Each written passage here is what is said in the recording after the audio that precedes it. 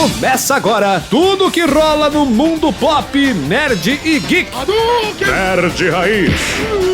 Nerd Nutella.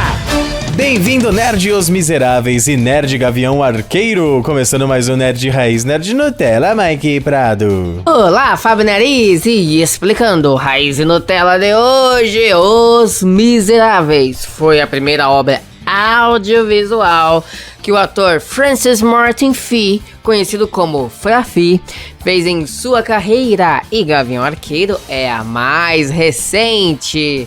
E o assunto de hoje, Nariz, é a nossa análise do episódio 3 de Gavião Arqueiro.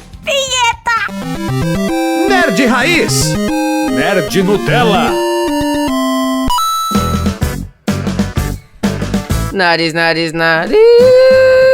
Bora lá. Cara, episódio divertidíssimo também. Sim. Muito gostoso, de verdade. Eu até tava comentando com o Nariz, que eu tava pesquisando aqui. Pô, Gavião Arqueiro está com 100% de críticas positivas no Rotten Tomatoes. Se depender da gente, continua com 100. Mas eu sei que tem uma galerinha chata aí que tá criticando, não sei por quê. Porque o povo é chato, essa é a razão. Você já respondeu sua própria pergunta. E olha, basicamente esse episódio foi uma grande perseguição. Porém, teve um começo, né, diferente, que foi a origem da personagem Echo. Mostra ela criança, né, vemos ela... Tanto que o nome do episódio é Echoes, né, Echos, no plural. Sim. E é muito interessante, porque a gente vê logo de cara, né, a relação que ela tinha com o pai dela. Mostra toda a dificuldade que ela inicialmente tinha por ser surda, né? Só que como ela era muito boa no que ela faz, ela, por exemplo, conseguia estudar normalmente numa escola de pessoas comuns, né? Que não tem nenhuma deficiência. Isso porque ela é muito boa. E vale constar que uma das habilidades da Maya Lopes, né? Que eu acho que é a personagem Maya Lopes, da Echo, nos quadrinhos, ela tem um poder similar ao do treinador. Que é copiar movimentos. Só que não é um super poder. É que ela tem uma memória fotográfica absurda. Sim. Então ela consegue copiar o movimento da galera. Então acho que é por isso que ela não sei se eles vão explorar isso, mas talvez seja por isso que ela consiga se adaptar tão bem a situações cotidianas. Mesmo sendo surda, ela consegue pegar melhor a leitura labial das pessoas e etc. E eu achei isso muito interessante, esse começo com a Maya Lopes. Como que a relação dela com o pai é muito legal de se ver. Como é que o pai realmente se preocupava com a filha.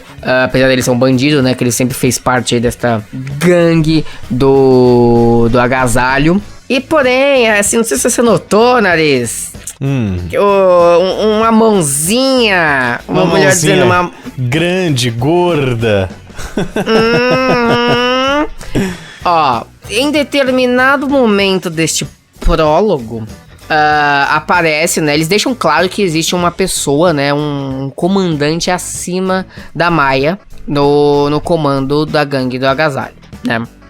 E nesse flashback, nós vemos em partes quem pode ser essa pessoa, que aparece uma mãozinha gorda apertando a bochecha da Maya Lopes criança, né? Da Echo criança, com um terno muito bem costurado.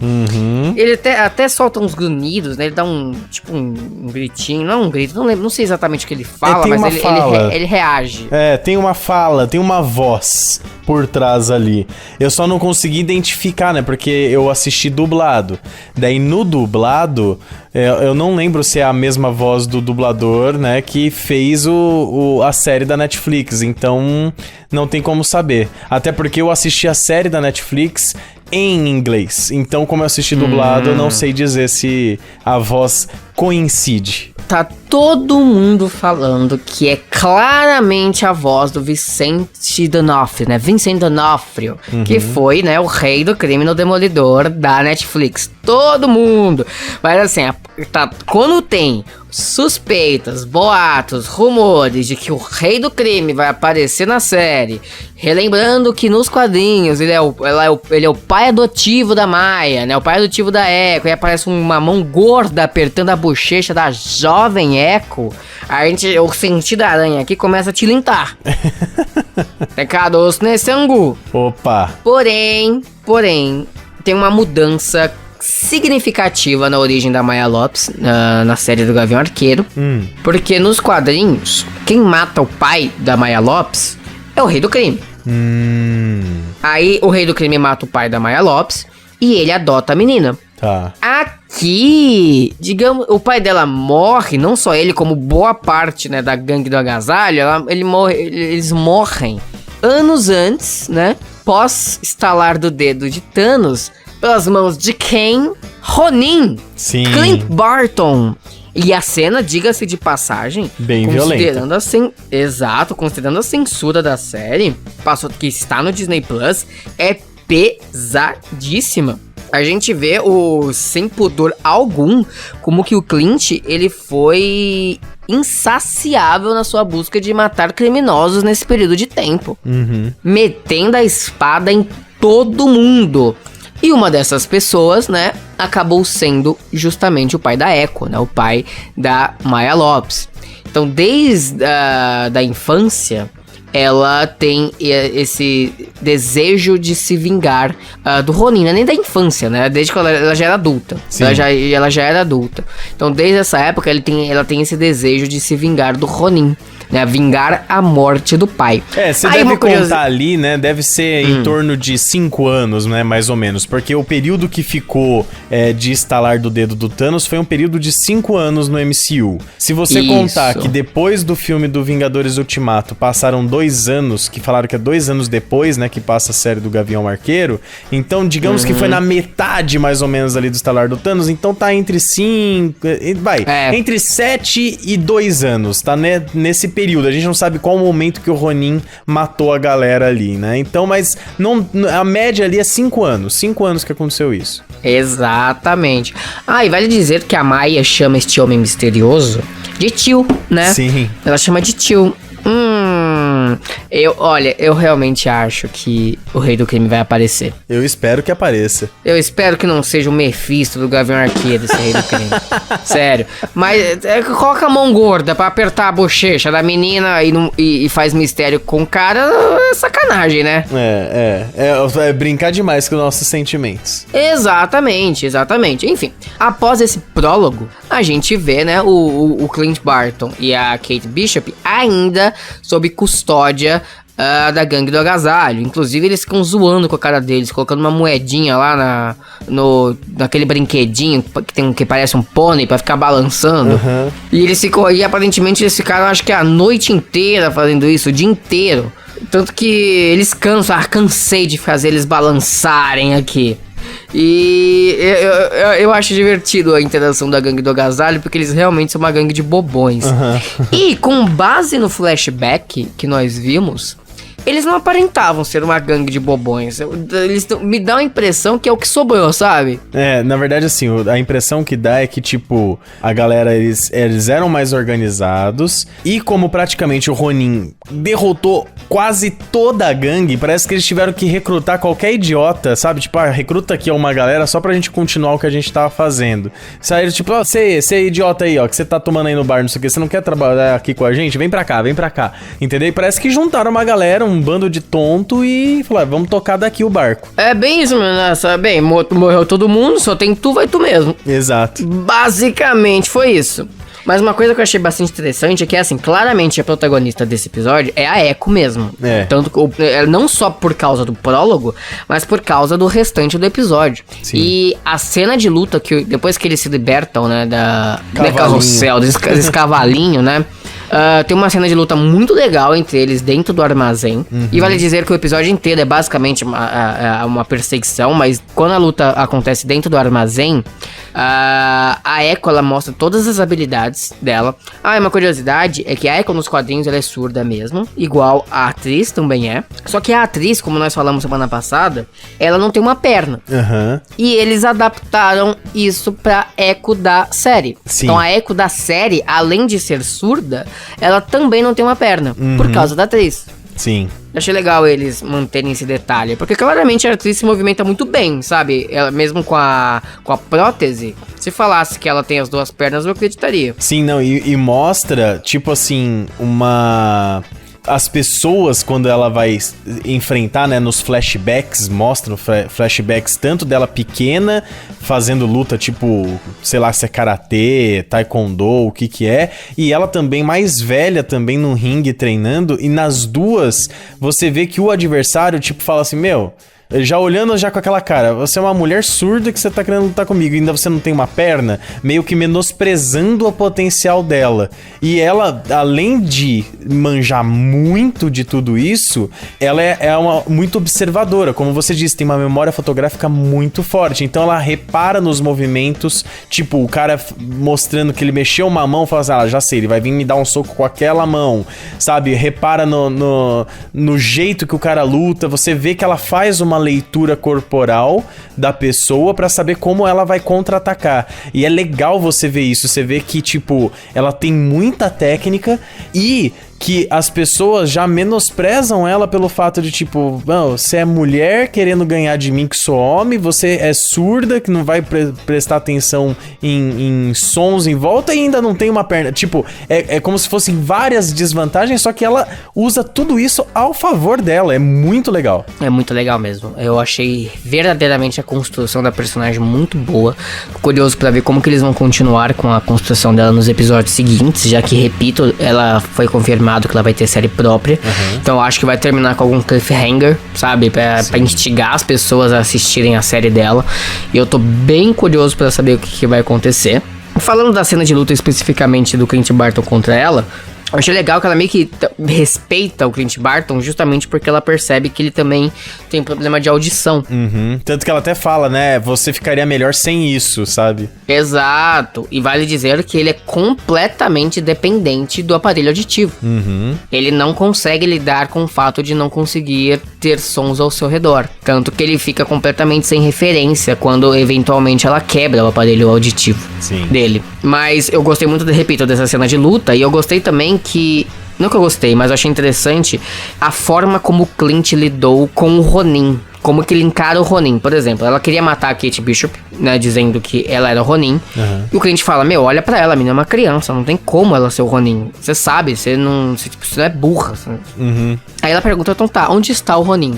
Aí ele fala que o Ronin foi morto anos atrás. E ele fala que quem matou o Ronin foi a Viúva Negra. Sim. Só que uma coisa que as pessoas estão observando, eu achei interessante essa observação, que de certa forma foi a Viúva Negra mesmo que matou o Ronin. Foi, porque foi ela que foi buscar, né? Porque na cena do Vingadores Ultimato, quando ela vai até o Japão buscar o Clint Barton, ela que dá esperança novamente pro Clint Barton. Tem até aquele meme, né? Que ele tá na chuva, vira e diz, não me dê esperança.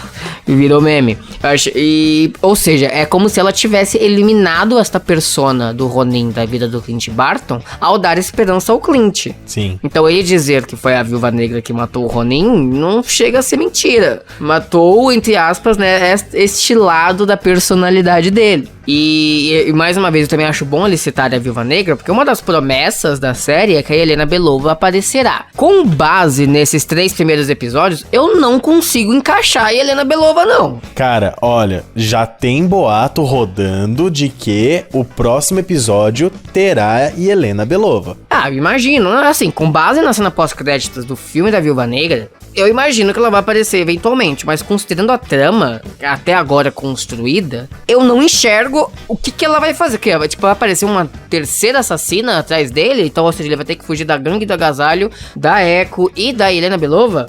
Então, eu acho que na verdade vai ser muita gente, porque já pulando já pro final, tem um outro vilão que encerra, dá o cliffhanger, né, desse episódio. Então, você tem a Echo, o espadachim e vai ter a Helena Belova atrás dele. Eu acho que vai ser, tipo assim, a série inteira ele fugindo, porque vai ser muita gente querendo pegar ele.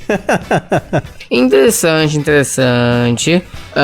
Eu acho que realmente, já nesse episódio já dá pra ver que a série vai ser bem agitada, porque aí vem um dos melhores momentos da série, que tem até uma cena que eles exibiram em partes naquele evento da Disney Plus, né? Que é quando eles conseguem sair do armazém e eles pegam um carro, a Kate até quer pegar um outro carro. Uma curiosidade dessa cena, que eu tô relendo a fase do Matt Fraction, né? Sim. O carro que a Kate Bishop queria pegar é o carro que eles de fato pegam nos quadrinhos. Olha! Então, nos quadrinhos, é o mesmo modelo, a mesma cor, igualzinho. Então, nos quadrinhos, eles pegam aquele carro.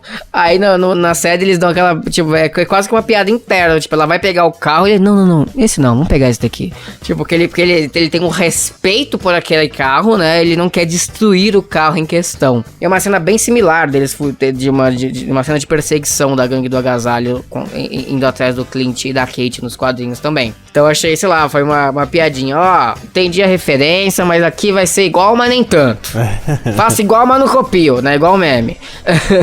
E, cara, e vale dizer que a cena de perseguição, a câmera, e aqui deu pra ver muito melhor, né, no episódio em questão. Você tinha comentado que a câmera, ela era certinha, mas eu achei ela um pouco mais maluca dessa vez. Sim.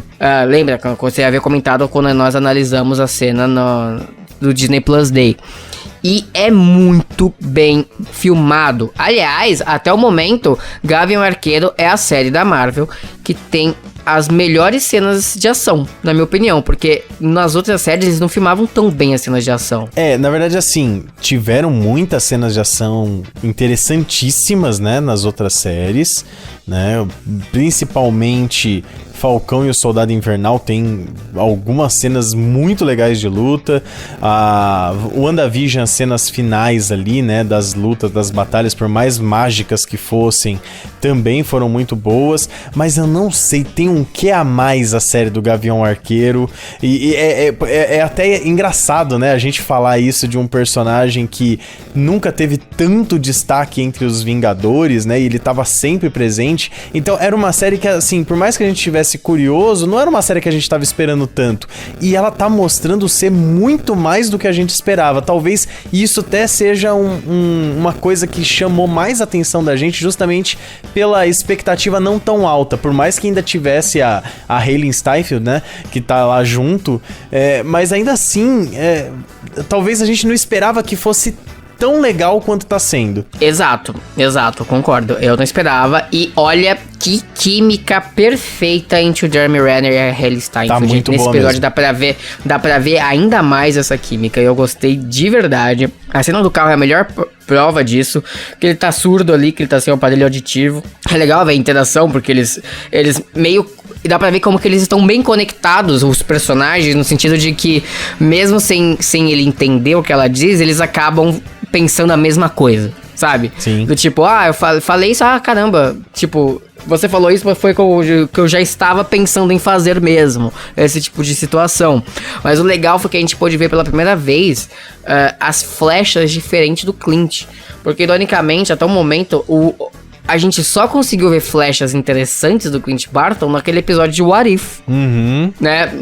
Em live action, a gente não viu tantas flechas interessantes do Clint Barton. Sim. Aqui dá pra ver, a gente percebe que ele tem um verdadeiro estoque bizarríssimo de flecha. Uhum. Tem uma flecha, tipo, tem a flecha ventosa lá, que é quase uma flecha de criança mesmo. Tem uma flecha ácido, no qual ela tira nos faróis, né, nos semáforos. Tem uma flecha massinha, que vai crescendo e tampa a visão dos capangas. Tem vários tipos de flechas e tudo isso, repito, numa perseguição frenética e interessantíssima e muito bem filmada e muito bem coreografada. É muito legal de ver como essa perseguição se dá. Porém, tem uma flecha em específico muito interessante que eu achei muito legal como ela foi utilizada, que é uma flecha na qual tá escrito PIN na ponta. PIN de Hank Pym, de partículas PIN. E é muito legal porque a Kate Bishop, a Gavião Arqueira, o Clint pede pra ela jogar a flecha pro alto, mas ela fala, mano, mas é só uma flecha normal, o que você vai fazer com essa flecha? Era uma flecha pendrive, né? Não, a flecha pendrive foi uma outra. Essa em questão era a flecha normal mesmo. É verdade. Isso. E sim, eles têm uma flecha pendrive, diga-se de passagem. Que, aliás, vamos trazer aqui uma vírgula. Pra quem assistiu o What If, sabe pra que servia essa flecha. Exato, e foi importantíssimo o What If, diga-se de passagem, né? Sim. Tá, mas continuando, qual que é a ideia? Qual foi a ideia do Clint? A Kate Bishop jogou a flecha em tamanho normal pro alto, e ele mirou a flecha com as partículas PIN na outra flecha que tava no alto. E a flecha ficou gigantesca. gigantesca e destruiu foi o carro da Echo ou foi um carro de um capanga aleatório? Não me recordo. Putz, eu acho que foi o carro do capanga aleatório que tava vindo com furgão pra poder bater neles. E daí cortou no meio, né, o furgão. Exatamente. Cara, foi muito legal ver a flecha ficando gigante. Quando eu vi pim na ponta da flecha, eu já fiquei... Eita, vai ser interessante. Então, depois de toda essa perseguição, né, eles têm aquela cena que eles pulam junto da ponte, né, segurando no arco, usando... Que é bem legal, bem referência legal. A Vingadores 1, né? Os dois pulam juntos, ela até faz uma piadinha, porque ela tem a flecha ventosa, que é aquela flecha de criança, basicamente ela tipo, então é pra isso que serve, porque eles caem em cima do trem. Não, peraí. Eles precisam grudar. Agora deixa eu trazer o contexto, porque foi muito interessante como foi a cabeça do Clint Barton nessa hora, que ele dá a flecha pendrive na mão dela e fala assim, me dá cobertura com uma flecha pendrive. Daí ele sai correndo até o carro dos vilões, que numa das flechas que ela tá atirando, ela solta essa flecha ventosa no para-brisa do carro dos vilões. Então ele tem que correr pra pegar essa flecha ventosa pra fazer a saída de mestre. Então ela solta, ela fala assim, não quero falar o que essa flecha vai fazer.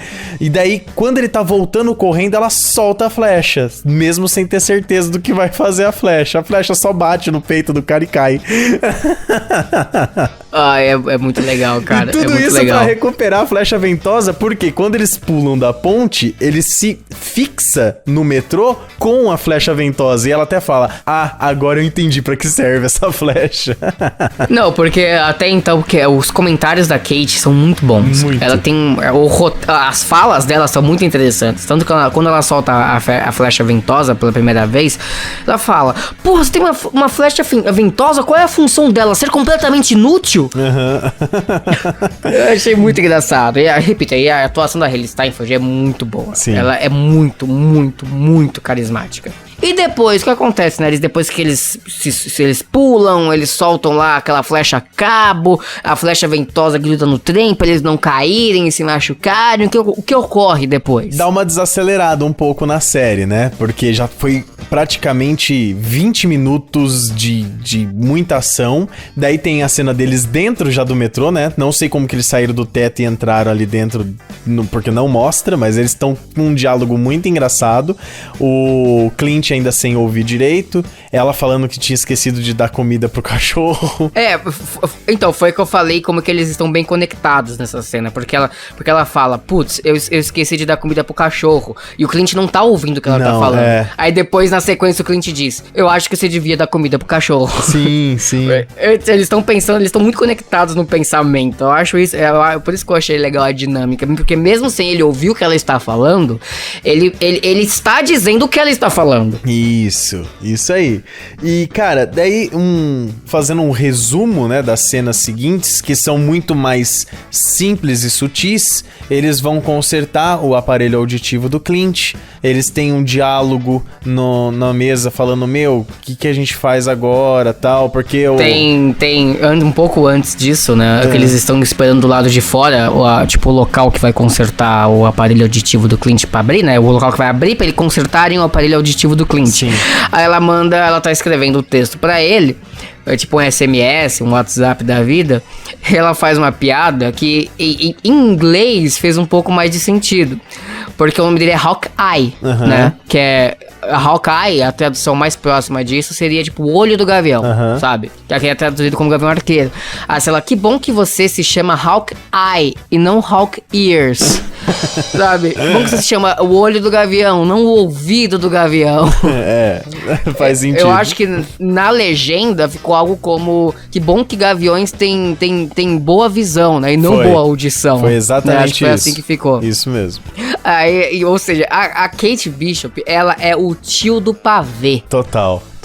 Desde os episódios anteriores, ela é o tio do pavê, né? Com essas mensagens que ela fica mandando pro Clint o tempo inteiro. Ela é cheia da piadinha, 22 né? anos... 22 anos de idade é a tia do pavê, cara. Eu adoro isso nela. Eu adoro tios do pavê. Meu objetivo da minha vida é ser o tio do pavê da minha família. Sim. Então eu respeito quem tem esse objetivo também. Enfim, aí a mulher que vai consertar o aparelho auditivo do Clint abre a loja lá, né? Abre o local, eles entram, o que acontece, Nariz? Eles consertam, né? Não tem muito o que acontece lá dentro. Eles consertam, depois eles têm um diálogo numa mesa. Ele claramente tá com o aparelho desligado enquanto ela tá falando um monte de coisa. Ela percebe que ele não tava ouvindo. Ela tá preocupada por conta que ela acha que o noivo da mãe dela é um vilão, que tá escondendo alguma coisa. E tem todo aquele negócio de tipo, todo mundo atrás da Kate Bishop, porque todo mundo tá achando que ela é o Ronin e ele tendo que resolver esse problema. Eles vão pra casa, né, da tia dela, né, pra alimentar o cachorro, passear com o cachorro, né, pra fazer as coisas básicas que eles tinham pensado em fazer ali no trem. E tem uma cena bem triste, aliás, né, do Clint, que aliás, eu acho que foi até antes deles irem arrumar o fone, o ouvido dele, que o aparelho auditivo, isso, né? O telefone toca e ele atende achando que é a esposa. Muito legal. E ela, percebendo que, tipo, ele não tava ouvindo, ele tava falando sem ter a referência, ela começa a escrever o que estavam sendo respondido. E é o filho dele no telefone. Exato, ela avisa, teu filho, ó, que tá aí no telefone e tal. Daí ele começa um diálogo com o filho e o filho perguntando, né, se ele ia participar, né, do Natal, se ele ia assistir filme, né, com eles no dia seguinte. Ele começou a dar as desculpas dele e a última frase que quebra, né, o Gavião, que ele fala assim: ah, pai, não tem problema se você não conseguir passar o Natal com a gente, sabe? Tipo, o moleque já tá sabendo, ele não vai vir de qualquer jeito e tal. E assim, é muito triste você ver. Eu até achei que o Gavião iria ficar emocionado na cena, porque você vê uma tristeza profunda nele, mas não sai lágrima. Ele já tá tão assim... É como ele diz num diálogo com a Kate Bishop, que quando você vira herói, você tem que deixar muitas coisas pra trás em pró do que você faz. Então ele falou que não é uma coisa tão assim incrível ser um herói, porque você deixa muitas coisas que são essenciais pra você de lado pra assumir aquela responsabilidade. E você a famosa frase do Homem-Aranha: com grandes poderes vem grandes responsabilidades. Exato. Né? E quando não é poder literal, né? Não precisa ser um super poder. É aquilo ali, quando você tem a necessidade de ajudar o próximo, você tem um dom e sabe que o próximo, né, a pessoa ao lado precisa da sua ajuda com esse dom, você precisa fazer sacrifícios. Uhum. A tia May, no Homem-Aranha 2, ela diz que um verdadeiro herói é aquele que sacrifica o seu próprio bem em prol dos outros. Sim. E esse momento resume isso. Ele tem que ajudar a Kate, ele põe na cabeça que é uma responsabilidade dele ajudar a Kate, porque ele acredita que ele indiretamente meteu ela nessa encrenca por causa do uniforme do Ronin. Sim. Então, infelizmente, ele tem que abdicar do tempo com a família pra ajudar essa menina. Eu acho legal que na própria cena, a própria Kate percebeu o sacrifício que ele está fazendo para ajudá-la. Sim, porque ela participou de tudo. Ela que falava as falas do filho dele, e você vê que ela fica tipo, putz, ele podia estar curtindo a família dele, só que não tá, porque ele tá tentando me tirar dessa enrascada que eu mesmo me meti. Exatamente. Então essa cena é muito legal. É uma construção de personagem muito interessante neste momento específico. Sim. No episódio anterior, a Kate tinha falado que o problema do Gavião Arqueiro era a marca, né? Era branding. Aí ele fala: cara, mas eu não tô aqui pra ser famoso. Eu não tô aqui pra divulgar a minha marca. Eu tô aqui pra fazer o certo e voltar pra minha família. Tá, só corrigindo, não foi no episódio anterior, foi nesse, e ela desenhou o uniforme clássico do Gavião Arqueiro. Que ela desenhou o uniforme dos quadrinhos igualzinho, uma forma meio tosca, né? Uhum. Aí ele fala: meu, mas o que é isso na minha cara? É a sua máscara. E olha aqui o H de Hawkeye, sabe? Essa foi a tradução, essa foi a original, né? Na tradução, eles adaptaram, né? Ele falou: o que é isso na minha cara? Ela fala assim: sua máscara com asas, né? Tipo, pra mostrar que, tipo, como se fosse um gavião. Daí e essa letra aí na cabeça dela falou: é de herói. Essa foi a tradução. Ah, no dublado. No dublado. Assim? Ela falou, é H de legal. herói. Eu falei, pô, foi uma boa saída, né? Porque não tinha como falar Hawkeye. Então eu gostei que foi uma saída inteligente. Na legenda, eles só mudaram pra G. Tipo, eles colocaram como se fosse uma pergunta. Aí, qual que é esse G aí na minha testa? Não tem G, eu tava vendo o H, mas na legenda eles colocaram como se fosse G. Ele é de Gavião Arqueiro. Sim. Né? Pô, mas gostei dessa adaptação que eles fizeram na dublagem. H de herói. Eu achei bonito. Mas no original ela fala, é H de Hawkeye, que é o seu nome. Aí ele fala, puta, tosquice, velho. Tipo, nunca usaria essa merda. Eu achei uma boa sacada. Inclusive, eu tava vendo, tem um easter egg no episódio 2, creio eu, que é o episódio que ele tá indo atrás da roupa, que ele faz aquele RPG humano, sabe? Um dos personagens daquele ambiente está com a roupa clássica do Gavião Arqueiro dos quadrinhos. Não reparei. Eu vou te mandar o print. Ele tá com a máscara com H, com a roupa roxa. Mas aí eu te pergunto, porra, podia ser o Clint, né? Ele poderia ter se vestido com a roupa clássica do Gavião Arqueiro nessa cena. Ia ser uma boa entrega que nem aconteceu no WandaVision, né? Que eles tiveram a festa fantasia. Pô, ia ser legal. Lá, tá, né? Era Halloween, né? Que tava tendo e eles se fantasiaram. Eu acho que assim, ia perder esse momento da Kate, porque ia ser muita coincidência ele se vestir, né? Com o uniforme do Gavião Arqueiro dos quadrinhos na cena do RPG humano, e depois ela desenha um uniforme exatamente igual, né, coincidentemente. Mas, porra, eu acho que seria muito mais legal ver ele usando esse uniforme, nem que seja numa piada do RPG humano. Mas enfim, não vem ao caso. Sim. O que vem depois dessa cena do desenho, né, desse momento que a gente acabou voltando um pouco, né, um pouco depois do que a mulher conserta o aparelho auditivo do Clint, o que vem depois, Nariz? Então, daí eles começam a discutir, tipo, vamos tentar resolver esse negócio o quanto antes, porque ela também fica, né, sentida ali com o fato de ele tá perdendo tempo com a família pra poder resolver o BO dela, e ela quer resolver o quanto antes o que tá acontecendo. E ela quer tentar descobrir o assassinato, né, do velhão rico lá, e eles começam a explorar e pesquisar as pessoas, né, inclusive o engomadinho que segue junto, né, a Echo. Foi o Raiz Nutella de hoje, diga-se de passagem, não explicamos direito, que é um capanga dela. Isso, ele teoricamente é o chefe da gangue dos agasalhos, só que ele responde a Echo, né? Então, o que acontece? Eles foram pesquisar esse cara e a Kate quer aproveitar para pesquisar o noivo da mãe. Então, eles vão lá na empresa, né, na casa dela, né, na casa da mãe dela, eles invadem a casa da mãe dela com muitas aspas, né, porque ela tem o acesso. Ela usa a senha dela no computador para tentar pegar os dados. Ela consegue pegar um pouco dos dados lá do engomadinho, e quando ela vai pesquisar sobre o noivo, né, da mãe dela, ela tem o acesso bloqueado. Enquanto ela tá fazendo essa pesquisa, o Clint começou a dar uma curiada ali na mansão, né?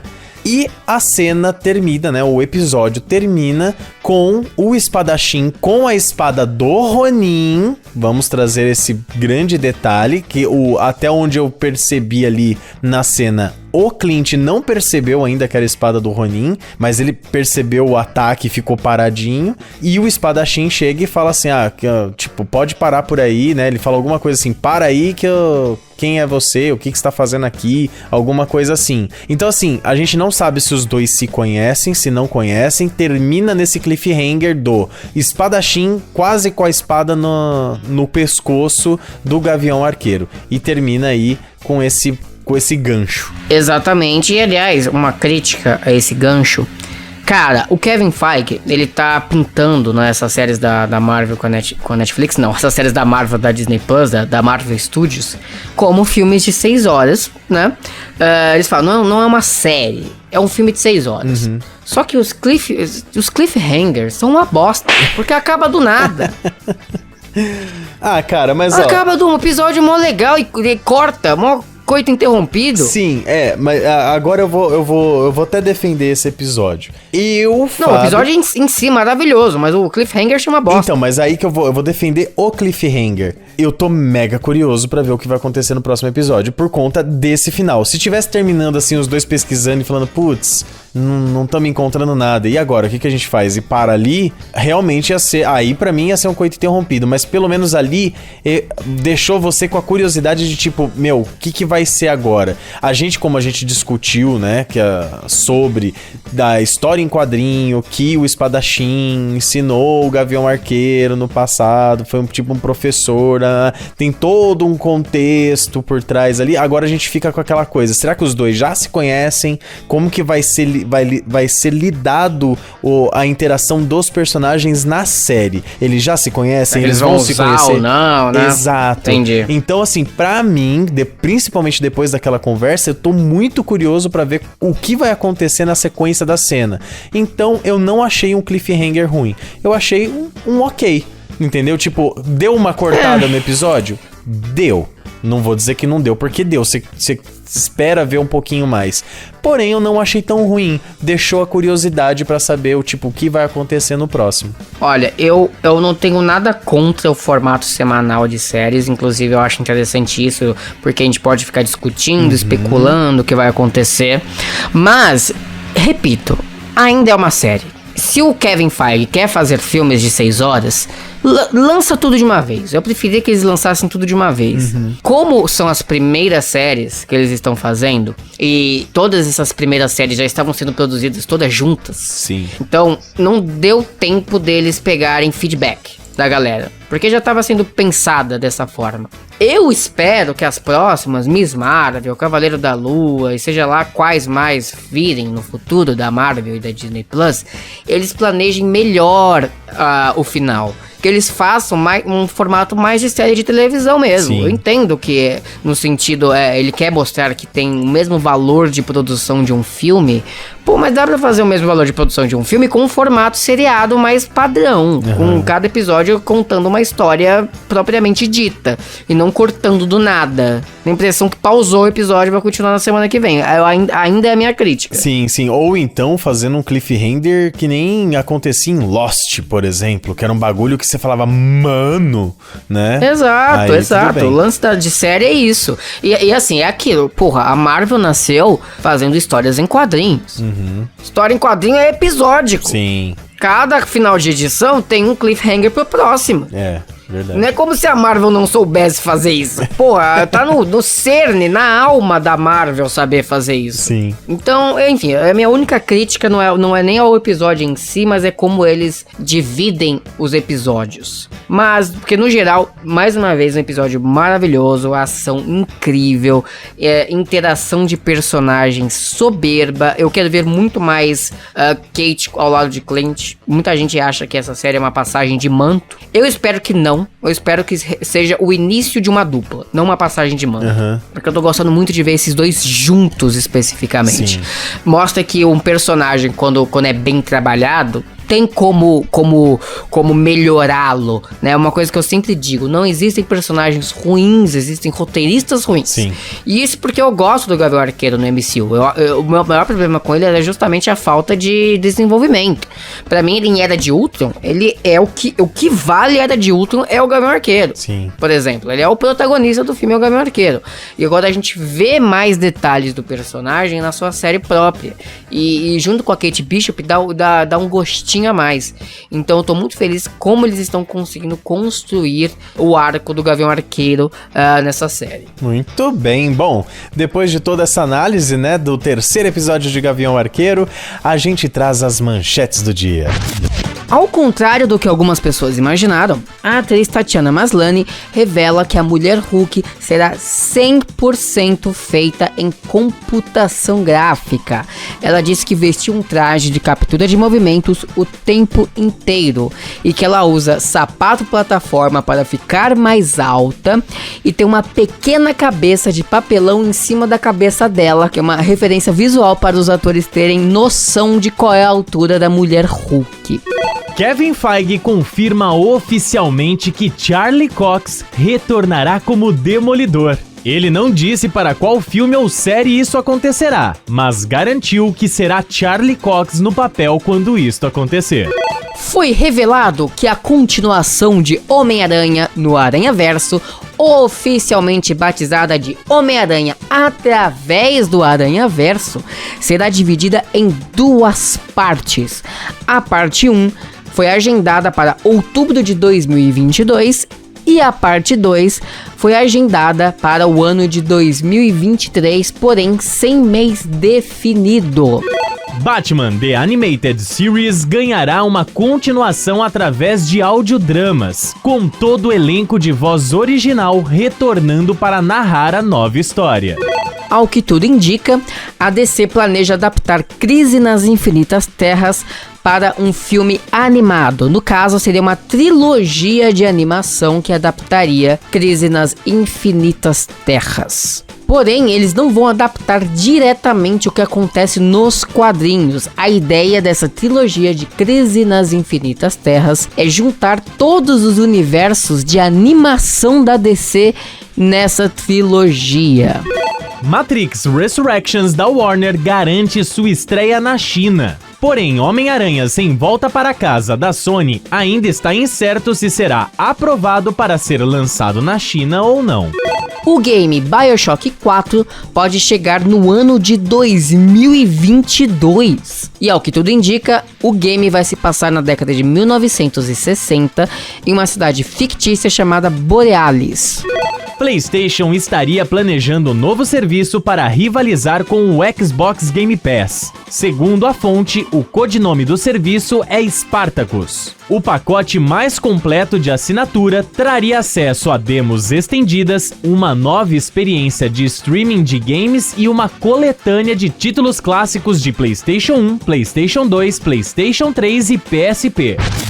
Muito bem, depois das manchetes a gente encerra mais um Nerd Raiz, Nerd Nutella. Eu agradeço a você que ouve a gente no Spotify, no Orelo, no YouTube, no agregador de podcast preferido. Segue a gente em alguma dessas plataformas para ficar sempre aí atento a quando tem episódios novos. Também pode seguir a gente no @Nerd Raiz, Nerd Nutella no Instagram.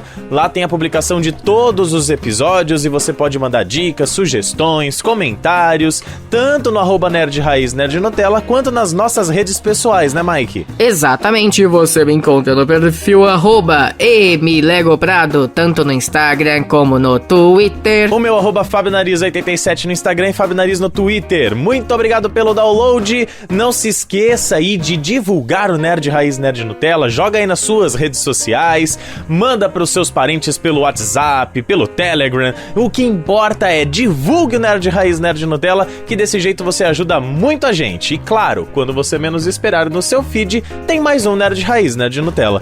Você ouviu Nerd Raiz, Nerd Nutella. roteiro Mike Prado, esta fera, edição Fábio Nariz, galera!